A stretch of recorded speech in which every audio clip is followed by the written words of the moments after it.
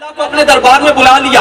बादशाह कहने लगा, गुफ्त खलीफा रहा लैला कान तुई किस तू मजनू शुद परेशानो कभी अस ठीकर खूबान तू अफसूल नेस्ती गुफ्त खामश तू मजनू नेस्ती दीदाए मजनू कर बूदे तुरा हर तो आलम बेखतर बूदे तुरा। लैला मजनू का किस्सा मशहूर हो गया। बादशाह वक्त ने लैला को अपने दरबार में बुलाया। मौलाना रूम रहमतुल्लाह अलैह फरमाते अल्लाह का वली हिकायत बयान करते हैं समझाने के लिए। आप लैला को बादशाह वक्त ने अपने दरबार में बुलाया।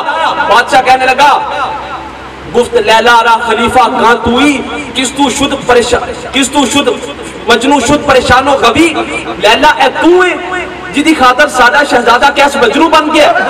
लैला रा खलीफा कां तुई किस तू शुद्ध मजनू परेशानो कभी कि तेरी वजह से हमारा शहजादा कैस मजनू बन गया है। आज दीकर खूबा तू अफसून नेस्ती गुफ्त खामश तू मजनू नेस्ती।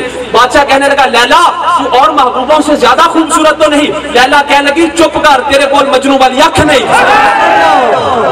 लैला रा खलीफा कां तुई किस तू शुद्ध मजनू परेशानो कभी अस दीकर खूबा तू अफसून नेस्ती गुफ्त खामश तू मजनू नेस्ती। लैला कहने लगी, बादशाह चुप कर जा, तेरे पास मजनू वाली आंख नहीं है। दीदाए मजनू कर बूदे तुरा हर तो आलम बेखतर बूदे तुरा। अगर तेरे पास मजनू वाली आंख होती दोनों आलम तू लैला के लिए कुर्बान कर देता।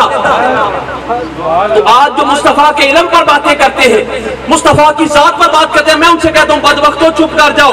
तुम्हारे पास दाता अली हजवेरी वाली आंख नहीं है, तुम्हारे पास मुजद्दिद अल-फसानी वाली आंख नहीं है, तुम्हारे पास ख्वाजा गोलरबी वाली आंख नहीं है, तुम्हारे पास ख्वाजा चुराही वाली आंख नहीं। अगर तेरे पास ख्वाजा चुराही वाली आंख होती